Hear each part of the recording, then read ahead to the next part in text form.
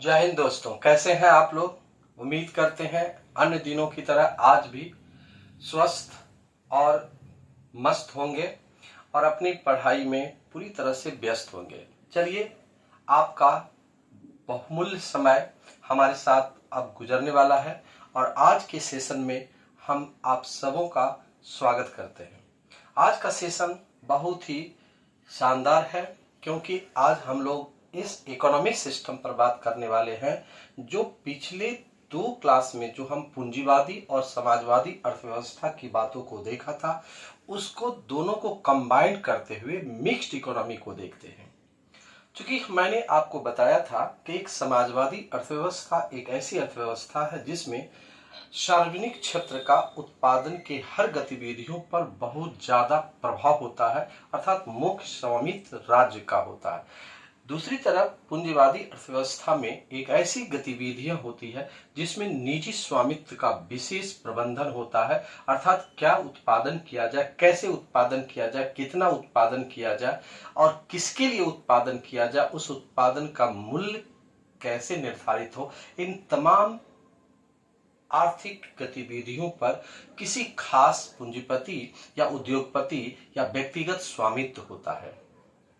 आज हम लोग देखते हैं कि दोनों को मिक्स करके एक नई इकोनॉमिक सिस्टम डेवलप्ड होता है और वो इकोनॉमिक सिस्टम है मिक्स्ड इकोनॉमी, अर्थात मिश्रित अर्थव्यवस्था। आपने इस बात को तो सुना होगा कि किसी भी देश की इकोनॉमी में जब पब्लिक प्राइवेट पार्टनरशिप का अस्तित्व होता है तो वहां पर संयुक्त क्षेत्र अर्थात ज्वाइंट सेक्टर का क्रिएशन होता है। तो यहाँ पर ज्वाइंट सेक्टर का और मिक्स्ड इकोनॉमी में थोड़ा सा डिफर होता है कि ज्वाइंट सेक्टर में सामंजस्य होता है और मिक्स्ड इकोनॉमी में भी सामंजस्य होता है, लेकिन थोड़ा सा बेसिक अंतर है। क्या अंतर है हम यहाँ पर देखते हैं कि मैंने बहुत ही साफ सुथरे और स्पष्ट रूप से इस बोर्ड को मैं वर्क किया हूं, जहां पर दो बॉक्स बनाया हूं, जहां पर एक बॉक्स जो ए है वह कैपिटलिस्ट इकोनॉमी है और बी जो है वह सोशलिस्ट इकोनॉमी है। जहां तक पहले आप पढ़ चुके हैं, कैपिटलिस्ट पूंजीवादी अर्थव्यवस्था में निजी क्षेत्र का प्रभाव होता है, वहां सरकार का हस्तक्षेप की नीति होती है और अधिकतम लाभ कमाना उसका मैक्सिमम फोकस होता है, मुख्य उद्देश्य होता है। दूसरे बॉक्स में आपने लिखा है कि सोशलिज्म इकोनॉमी, अर्थात वहां पर एक ऐसी गतिविधियां होती है जहां पर आप स्पष्ट देख रहे हैं कि वहां सार्वजनिक क्षेत्र का विशेष प्रभाव होता है, अर्थात उत्पादन क्या किया जाए, कितना किया जाए, वह राज्य के द्वारा होता है और हस्तक्षेप की नीति होती, क्योंकि जहां समस्या होगी किसी वस्तु का मूल्य कैसे निर्धारित होगा तो सरकार अपने पावर में या अपने स्वामित्व में इस बातों का निर्णय करती है जिससे जन कल्याण ज्यादा हो। उसी स्थिति पर किसी वस्तु का मूल्य निर्धारण करने का प्रयास करती है और अधिकतम जन कल्याण उसका उद्देश्य होता है।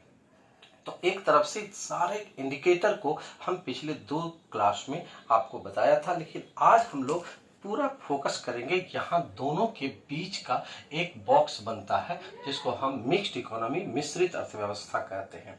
देखिए, मिश्रित अर्थव्यवस्था को डिफाइन करने का सबसे पहला प्रयास किसी व्यक्ति ने किया तो वह वर्ड का प्रयोग था जिसका पेट मुलिस ने इसका वर्ड का, यूरोपियन अर्थशास्त्री थे, उन्होंने ही इस वर्ड को प्रयोग किया। लेकिन सबसे पहले जो इसको डिफाइन किया और वैज्ञानिक रूप से इसको इंट्रोड्यूस किया वह था जॉन मेनार्ड किन्स ने मिक्स्ड इकोनॉमी को डेवलप किया और उसी को परिभाषित किया। अब सवाल उठता है कि मिक्स्ड इकोनॉमी क्या होता है। मिक्स्ड इकोनॉमी एक ऐसी आर्थिक गतिविधियों का प्रारूप है जिसमें किसी भी आर्थिक गतिविधियों में सार्वजनिक और निजी क्षेत्र का समन्वय होता है, अर्थात हम कह सकते हैं कि पूंजीवादी, अर्थात वहां पर पूंजीवादी अगर होगा तो वहां पर क्या होगा, तो एक तरह से बाजार की स्वतंत्रता निर्भर करती है, क्रिएटिव रहता है, बाजार की स्वतंत्र, पूरी बाजार में एक नियोजक पूरी तरह से स्वतंत्र रूप से मूल्य पर नियंत्रण रखेगा।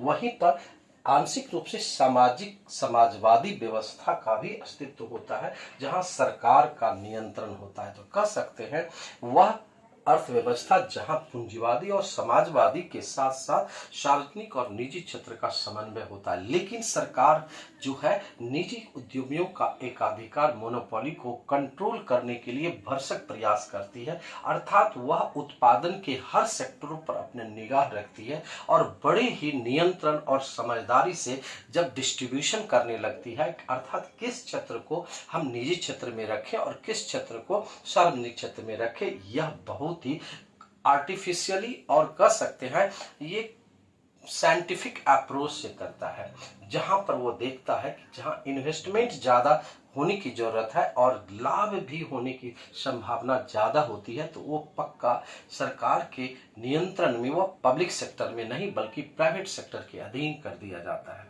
लेकिन इसके विपरीत जहां अत्यधिक निवेश अर्थात मैक्सिमम इन्वेस्टमेंट और मैक्सिमम वेलफेयर होने की संभावना या जरूरत महसूस करती है, तो सरकार उसे सार्वजनिक क्षेत्र अर्थात अपने पास रखती है।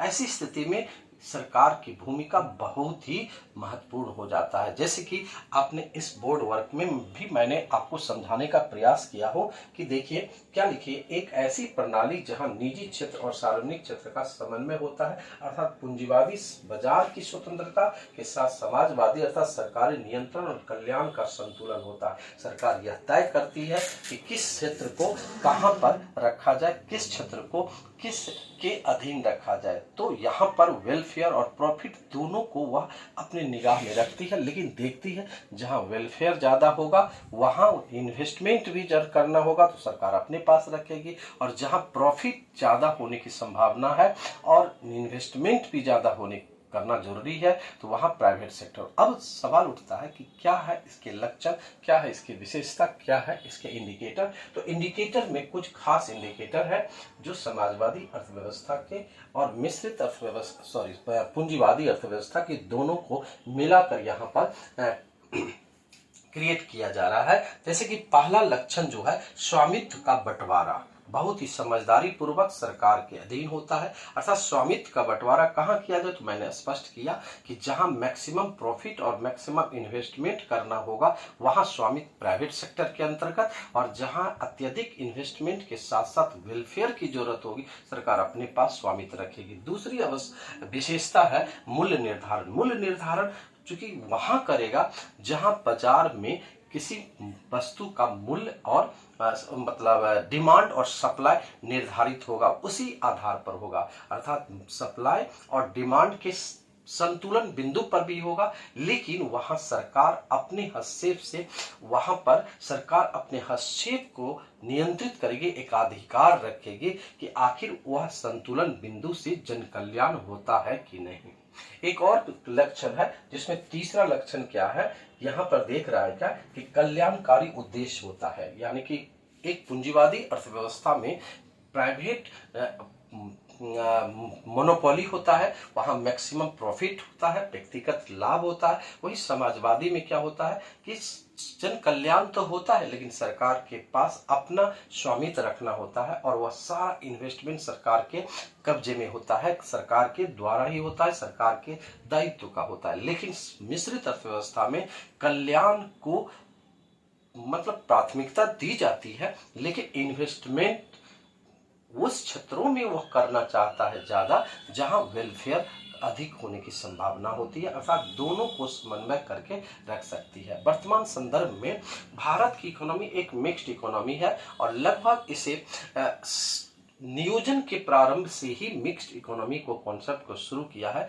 प्रायः विकसित देशों में भी विकसित अर्थव्यवस्था देखी जाती है, यूएसए है, ब्रिटेन, जापान, जर्मनी, इटली, ये सारे मिक्स्ड इकोनॉमी है, क्योंकि आज के डेट में कोई भी कंप्लीट कैपिटलिस्ट इकोनॉमी नहीं रहा, क्योंकि वहां पर सरकार का हस्तक्षेप और सरकार का नियंत्रण जरूरी हो गया है। अर्थात नियंत्रित पूंजीवादी है और नियंत्रित रूप से समाजवादी में प्राइवेटाइजेशन के अंतर्गत, ठीक है, विनिवेश के अंतर्गत वहां पर सरकार जानबूझ करके प्राइवेट सेक्टर को बहुत सारे स्वामित्व सौंपती है। 90 के दशक में जब न्यू इकोनॉमिक पॉलिसी 1991 आया तो वहां पर पब्लिक प्राइवेट पार्टनरशिप का कॉन्सेप्ट डेवलप हुआ और संयुक्त क्षेत्र का कॉन्सेप्ट आया। पिछले दशक में जब नरेंद्र मोदी की गवर्नमेंट से पहले की बात थी, तो वहां पर यूपी सरकार ने संयुक्त सत्र को प्रमोट किया और जब WTO बना तो वहां पर भारत में ही वर्ल्ड पॉलिसी के IMF के दबाव में या कह सकते हैं सहयोग से भारत में LPG यानी कि लिबरलाइजेशन, प्राइवेटाइजेशन और ग्लोबलाइजेशन का कॉन्सेप्ट आया और उसके माध्यम से क्या देखा गया, भारत में प्राइवेटाइजेशन को प्रमोट किया गया। उससे पहले विनिवेश की नीति थी, डिसइन्वेस्टमेंट था। ये सभी कारोबार जो है, ये सभी नीतियां जो है किसी न किसी रूप से मिक्स्ड इकोनॉमी को प्रमोशन मिलता है। अभी हाल में NDA गवर्नमेंट के द्वारा प्राइवेटाइजेशन को बहुत ज्यादा प्रमोशन मिला और आज की डेट में सार्वजनिक क्षेत्र के भी उपक्रमों में 100% डिसइन्वेस्टमेंट किया जाने लगा है, जिसका परिणाम ये हुआ कि भारत में जो प्राइवेट सेक्टर का प्रभाव था वो दिन प्रतिदिन बढ़ता गया। तो इस तरह से हम लोग मिक्स्ड इकोनॉमी में तो है, भारत इकोनॉमी मिक्स्ड इकोनॉमी है, लेकिन यहाँ पर पब्लिक सेक्टर की अपेक्षा प्राइवेट सेक्टर का बहुत ज्यादा स्वामित्व बढ़ता जा रहा है। ठीक है, इसी लेक्चर के साथ आज का लेक्चर हम समाप्त करेंगे। मुझे उम्मीद है कि आज का लेक्चर बहुत ही शानदार ढंग से आप समझे होंगे और इस वीडियो को आप जरूर लाइक करेंगे और शेयर भी करेंगे। निश्चित तौर पर इससे क्या बेनिफिट होता है हमें कमेंट बॉक्स में जरूर कमेंट कीजिए और जब आपका कमेंट आता है तो काफ़ी अच्छा लगता है। अब मुझे लगता है कि मेरा जो प्रयास है आप तक पहुंच रहा है। मुझे पता है कि बहुत सारे बच्चे हमारे मतलब क्लास को नहीं देख पाते हैं, इसलिए मैं सोचा कि एक पब्लिकली ऐसा जरिया ढूंढा जाए जो आप तक हम पहुंच पाए। लेकिन आपको करना क्या है, हमारे इस चैनल को जिसका नाम है डॉक्टर वीरेंद्र मेहता 1837 शुरू करके, और इस क्लास का नाम है डॉक्टर वीरेंद्र GS, ठीक है, फैकल्टी। तो आप इसको जरूर देखें और शुरू से अंत तक देखें। कैसा लगा ये जरूर हमें रिमार्क करें। Okay, thank you. आज के बस इतना, कल मिलते हैं अगले वीडियो में।